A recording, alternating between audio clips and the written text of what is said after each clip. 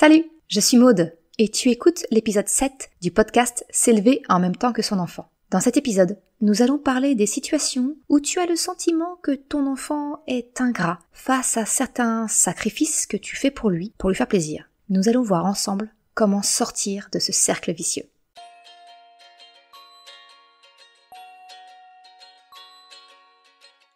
Salut et bienvenue sur le podcast S'élever en même temps que son enfant. Je suis Maude, coach certifiée chez Mercredi, mais surtout maman de 3 enfants. Sur ce podcast, je t'aide à conjuguer la bienveillance avec la réalité de ton quotidien de maman.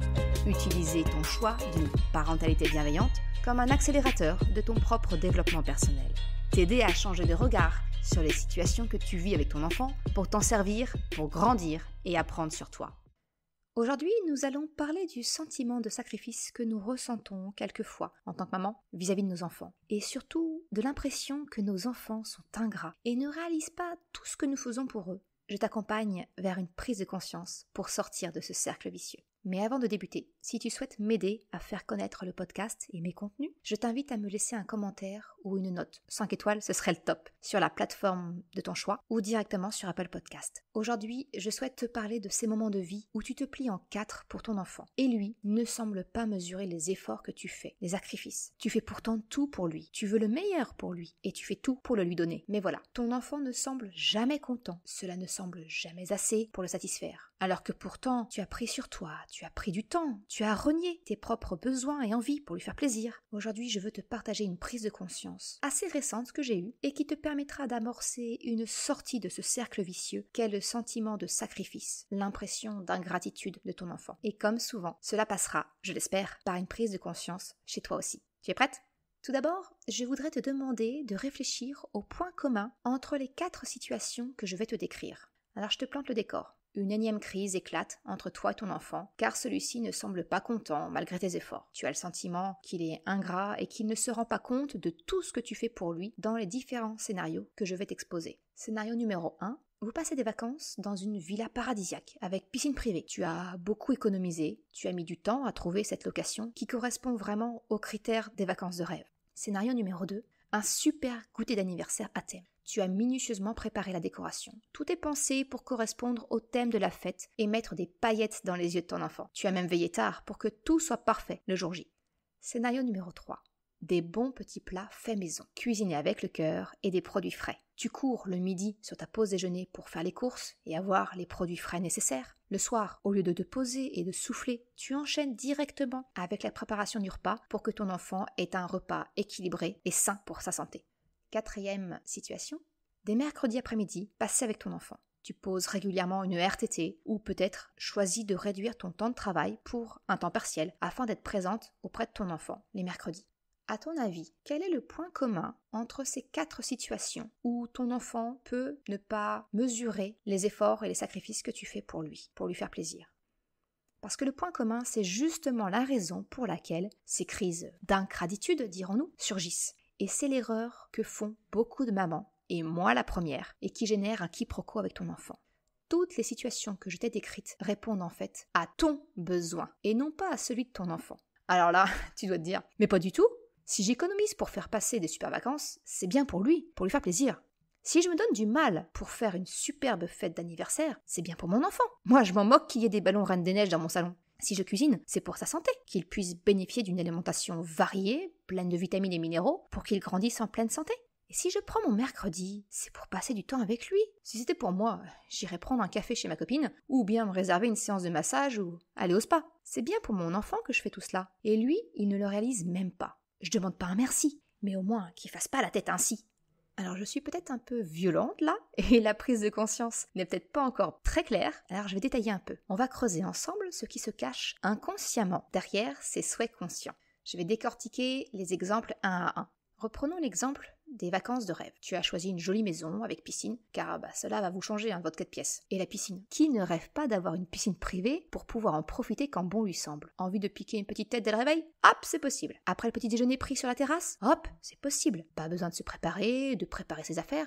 Mais cela, c'est ta définition des vacances de rêve. Et la mienne aussi, soyons bien d'accord. Mais ce que je te propose aujourd'hui, c'est de changer d'angle. Pour ton enfant, quelle est sa définition des vacances de rêve? Est-ce que tu lui as posé la question? Quelle définition il donne à des chouettes vacances?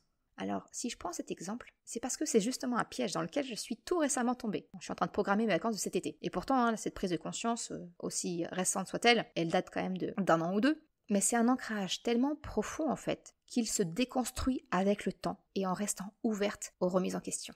Pour te donner mon exemple, on était en train de chercher avec mon mari notre location pour cet été. Et on voyait vraiment les prix exorbitants demandés. On a réalisé que ça allait nous demander un gros effort financier. Mais bon, ok, acceptable pour nous faire plaisir et surtout faire plaisir aux enfants. Parce que la piscine, là, avec la situation du Covid, manque énormément. Sauf que, en nous écoutant parler des vacances, Chocapic, qui a bientôt 8 ans, a clairement exprimé son désaccord sur notre destination. Et il a expliqué son souhait. Lui, ce qu'il veut, ce sont des vacances au camping, comme l'an dernier. Alors, sachant que l'année dernière, on y était pendant la canicule, dans un bungalow non climatisé. Krapopoulos, lui, il a frôlé l'insolation par la chaleur. Alors franchement, nous, on en garde vraiment un mauvais souvenir. Mais son souvenir à lui, il était tout autre. Lui, ce qu'il voyait, c'est la liberté de pouvoir se déplacer, de rencontrer d'autres enfants, des aires de jeu à disposition, une piscine accessible à pied. Voilà ce que c'est sa définition de chouette vacances. La liberté de mouvement, des jeux extérieurs et la possibilité de se faire des copains. Donc tu comprends facilement que ça ne matche pas du tout avec notre idée de villa avec piscine privée, qui pour lui rime avec isolement et solitude. Finalement, en y réfléchissant, cette histoire de piscine et de villa, bien elle correspond à nos critères en tant qu'adultes, pas à celui de mes enfants. Je ne réserve donc pas ces vacances-là pour lui, pour mes enfants, mais pour ce qui me ferait plaisir à moi, si j'étais à sa place. Et ce qui m'aurait fait plaisir à moi quand j'étais enfant. C'est une projection. Reprenons maintenant le deuxième scénario. Le goûter d'anniversaire à thème. Tu as choisi un thème d'anniversaire sur la passion du moment de ton enfant. La Reine des Neiges, les dinosaures, Harry Potter, les licornes. Bref, tu as choisi avec lui ce qu'il aime. À partir de son souhait, tu as imaginé les banderoles, les ballons, les décorations de la pièce, de la table, les décorations pour le gâteau et même les activités. Et alors là, Pinterest et même certains blogs de maman sont une source intarissable pour trouver des idées de do-it-yourself, pour prévoir des épreuves de Fort Boyard, des jeux sur le thème Star Wars ou autre. Bref, c'est très facile d'y passer énormément de soirées, de faire des recherches, créer les cartons d'invitation en accord avec le thème. Tu ne comptes plus les soirées passées à tout prévoir. Tu fais tout cela pour que ton enfant ait des paillettes dans les yeux et en garde un super souvenir. Et ça, encore une fois, c'est du vécu. Je le fais encore dans une moindre mesure suite à ma prise de conscience. Pour en revenir à mon exemple, le jour J est là. Tu as quelques heures de sommeil en moins, donc potentiellement déjà un petit peu à cran. Tu es à quelques heures du débarquement des invités et il te reste encore des ballons à gonfler, à accrocher. C'est pas parfait, c'est pas comme tu l'avais prévu, alors sans t'en rendre compte, tu es déjà un petit peu stressé et sous pression. Ton enfant, lui, il traîne pour ranger sa chambre que tu lui as demandé depuis 2 jours. Il touche à toutes les décorations que tu as installées. Et quand ses amis sont là, il est tellement impatient d'ouvrir ses cadeaux, il est tellement sous tension d'attendre cet événement depuis plusieurs jours, qu'un rien le fait exploser. Et la fête ne se déroule pas dans la joie et la bonne humeur que tu espérais, que tu avais imaginé. C'est juste finalement une journée ordinaire, rythmée par l'explosion des émotions des uns et des autres. Quelle déception, franchement. Tant d'efforts pour que finalement, il y ait tout de même des cris et des pleurs. Ça gâche tous les efforts que tu t'es donnés pour une journée exceptionnelle. Ça te parle si je te le décris ainsi, ou tout du moins certains éléments? Ce sentiment que de la volonté d'une journée mémorable, tu n'en retiens que les couacs. Le sentiment que le résultat de tous tes efforts est entaché par des cris, des contrariétés, des pleurs, de la frustration. Tout ça pour ça. Alors encore une fois, je te propose le changement d'angle. Mets-toi à la place de ton enfant. Quand ton enfant t'a demandé de fêter son anniversaire, t'a-t-il demandé une fête décorée avec un thème? Quand il t'a donné ou validé ton idée de thème, t'a-t-il demandé que la maison soit décorée du sol au plafond, tout coordonné, du gâteau jusqu'aux serviettes en papier? Je ne pense pas beaucoup me tromper en affirmant que dans la grande majorité des cas, non, ton enfant ne t'a pas formulé une telle demande. C'est toi qui as décidé, pour lui faire plaisir et lui créer un souvenir mémorable de cette journée d'anniversaire, de tout coordonner, de créer de la magie pour cette journée, quitte à y consacrer un budget et sacrifier quelques soirées et heures de sommeil au passage. Si tu remontes un peu le pourquoi tu as fait cela, il y a de grandes chances que tu arrives à la conclusion que tu aurais aimé connaître cela enfant. Ou peut-être as-tu eu la chance de le connaître et que tu souhaites le faire vivre à ton enfant. Mais je suppose très fortement que le moteur principal de ta motivation ici est la satisfaction de ton enfant intérieur. Les paillettes que tu auras, toi, dans les yeux, en voyant l'harmonie de ta décoration. La satisfaction d'avoir créé un monde parallèle dans son salon, digne d'un magazine de décoration ou des créations de tes blogueuses préférées. Peut-être, comme moi, es-tu manuelle, fervente des activités créatives, qui prend du plaisir à créer des décorations, des banderoles, des invitations, etc. Finalement, l'anniversaire de ton enfant, c'est une excellente occasion, pour ne pas dire excuse, afin d'exprimer ton besoin de créer. Alors, tu te donnes à fond et tu te laisses happer par l'ampleur et le travail que cela demande. Alors que ton enfant, lui, il ne t'a rien demandé de tel. Lui, il voulait juste une après-midi pour inviter des amis, manger un gâteau, souffler des bougies. Et accessoirement ouvrir ses cadeaux, hein. On est bien d'accord. Mais toutes les décorations autour, c'est du superflu pour lui. Il n'a rien demandé de tel. Encore moins que tu y consacres énormément de temps et d'énergie. Le troisième scénario, ce sont les petits plats cuisinés maison. Tu es soucieuse de la santé et du développement de ton enfant, et tu sais que cela passe par son assiette. Alors tu prends à cœur à lui cuisiner de bons petits plats maison, autant que possible. Alors que franchement pour toi, tu n'es peut-être pas aussi regardante sur la qualité de ce que tu manges. Cela te demande du temps entre les courses pour avoir les ingrédients frais et plein de vitamines, du temps pour les préparer et les cuisiner, alors que tu rentres de ta journée déjà bien lessivée. Tu ne prends pas le temps de te poser et tu t'attelles à la préparation du repas aussitôt rentré à la maison. Ce qui est d'ailleurs compliqué car ton enfant te sollicite beaucoup et a besoin d'attention. Mais pour son bien et pour sa santé, tu te colles au fourneau. Et quand vient le moment de passer à table, ton enfant regarde le contenu de son assiette d'un œil suspicieux, très vite remplacé par une grimace de dégoût. Berk, j'aime pas ça! Je voulais des pâtes ce soir! Et il ne daigne même pas goûter une bouchée pour confirmer qu'il n'aime pas. Tout ce temps passé à faire des courses, courir entre le travail et la maison, la préparation du repas, sans prendre de pause, pour que d'un coup d'œil, nos efforts soient récompensés d'une grimace et d'une sentence irrévocable « J'aime pas ». Alors je te propose de changer de regard. Peut-être commences-tu à voir mon fil rouge. As-tu demandé à ton enfant ce qu'il voulait manger?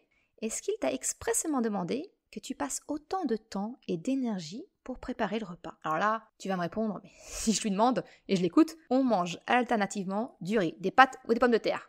Franchement, rien d'équilibré. Et tu as raison, pour la grande majorité des cas, on est bien d'accord. Alors je dis majorité, parce que si je prends mon cas, sur mes 3 enfants, seule Choupinette aura cette réponse. Mes fils, eux, sont heureux quand ils peuvent grignoter en les repas une carotte crue ou du concombre. Franchement, ils tiennent pas de moi pour ça. Mais ce que je veux dire, c'est que penser que tu cuisines du fait maison pour lui faire plaisir, c'est une vision erronée de la situation. Ton enfant, lui, il préférera que tu joues avec lui plutôt que de tailler des courgettes en cubes. Ton souhait de cuisiner frais et maison répond à ton besoin, celui de prendre soin de sa santé par son alimentation. Alors il y aurait beaucoup de choses à dire autour de l'alimentation et ça fera probablement l'objet d'un épisode à part entière, voire plusieurs. Il y a vraiment beaucoup de choses à déconstruire autour de ça. Et je te confie au passage que je suis ce qu'on appelle quelqu'un de difficile. Ce n'est qu'à 38 ans que j'ai compris qu'en fait je traînais les conséquences d'un trouble de l'oralité non corrigé. Mais je ferme la parenthèse et je te dis, ça fera probablement l'objet d'un épisode. Mais pour faire court aujourd'hui, je souhaite que tu prennes conscience que ce besoin de manger varié, équilibré, frais, maison, eh bien il vient de toi, pas de ton enfant. Il n'a rien demandé de tel. Ma suggestion alors, ce serait de l'impliquer. Alors, en y allant progressivement dans l'introduction des fruits et légumes si c'est vraiment pas une habitude qui est ancrée pour lui, et en lui expliquant que dans un repas, il faut au moins un fruit et légumes frais. On va pas partir sur les 5 parce que voilà, si tu pars directement sur quelque chose de trop changeant par rapport à ses habitudes, c'est voué à l'échec. Si demain tu prépares une salade verte directe et que ton enfant c'est pas son truc, là ça va être compliqué. Une habitude, ça se prend vraiment progressivement.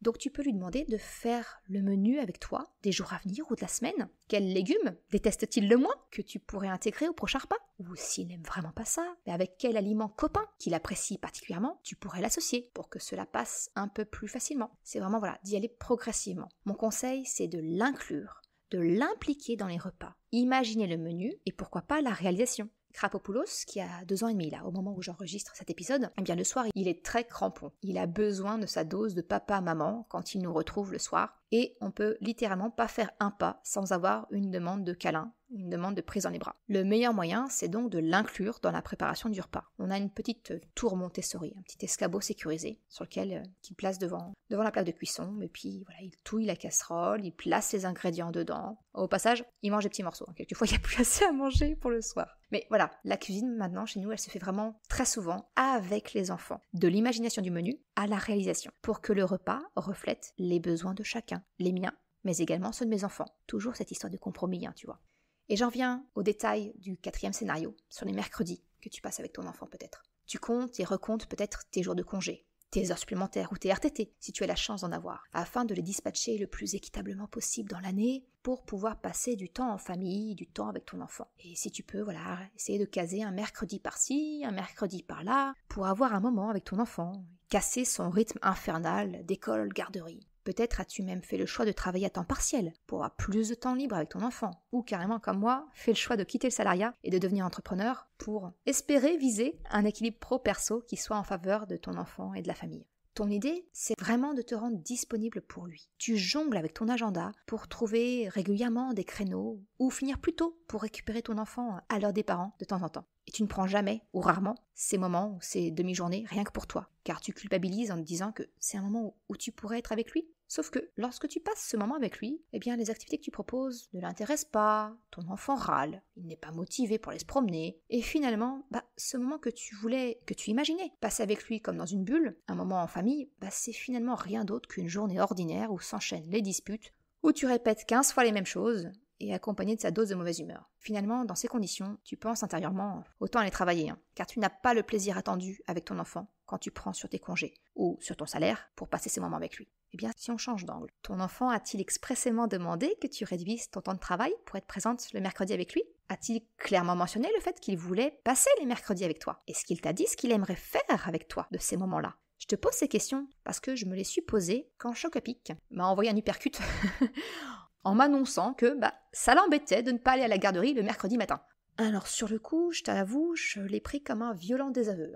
Mon fils préfère se lever le matin et aller à la garderie plutôt que d'être avec moi. Ça fait mal. Je me suis demandé, mais qu'est-ce que je fais de mal ? Il s'ennuie à ce point avec moi ? Moi, franchement, j'aurais adoré, enfant, rester à la maison avec ma mère, pouvoir traîner le matin sans me presser, en milieu de semaine, pour souffler un peu. Enfant, j'ai souffert d'être la première arrivée à la garderie le matin et la dernière récupérée à l'étude le soir. Alors certes, cela, c'est mon histoire personnelle. Mais ce que je voudrais, c'est que tu te poses la question, qu'est-ce que tu aurais aimé, toi, enfant ? Pour quelle raison, peut-être, as-tu réduit ton temps de travail ou pris une journée pour être avec ton enfant ? Est-ce que ton désir de prendre du temps avec lui a quelque chose à voir avec ce que tu aurais aimé, toi, connaître dans ton enfance ? Et là, nous y sommes. Nous sommes au cœur du sujet. Ce que ces 4 situations ont en commun, c'est que tes actions, ton comportement, reflètent une chose.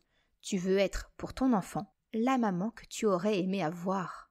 Et peut-être me vois-tu venir avec mes gros sabots. Parce qu'en agissant ainsi, en répondant à tes besoins, finalement aux besoins de ton enfant intérieur, tu ne réponds pas du tout à ceux de ton enfant. Finalement, tu attends de ton enfant qu'il réalise les efforts et les sacrifices que tu fais pour lui, pour son bien, par amour pour lui. Tu attends inconsciemment ou pas de la gratitude, un merci.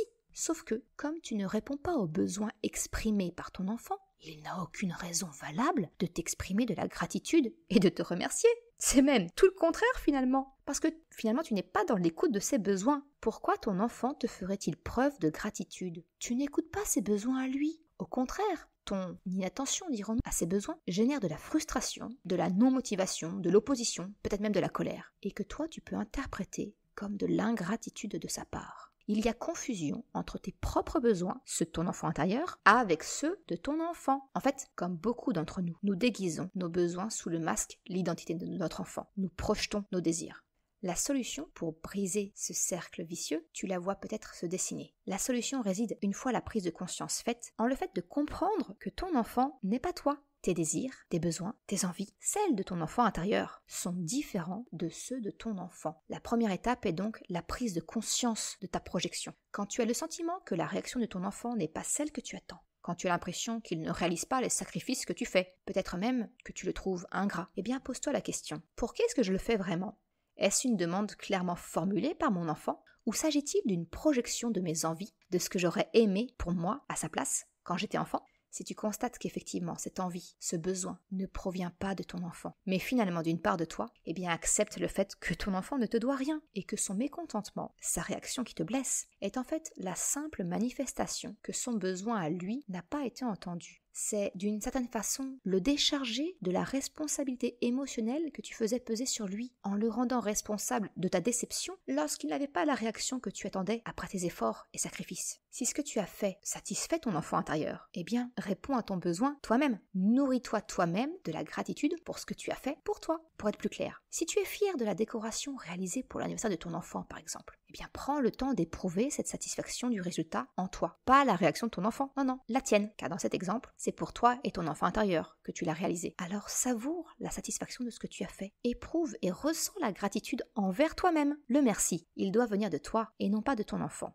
Mais revenons justement à ton enfant et à son besoin non consulté, non écouté. Si tu me suis un peu et connais mon guide sur l'accompagnement des émotions, la boussole des émotions, Tu sais que je vais te proposer d'en parler avec ton enfant, d'écouter ses émotions en les formulant par « je me sens » et l'encourager à exprimer ses besoins avec « j'ai besoin de ».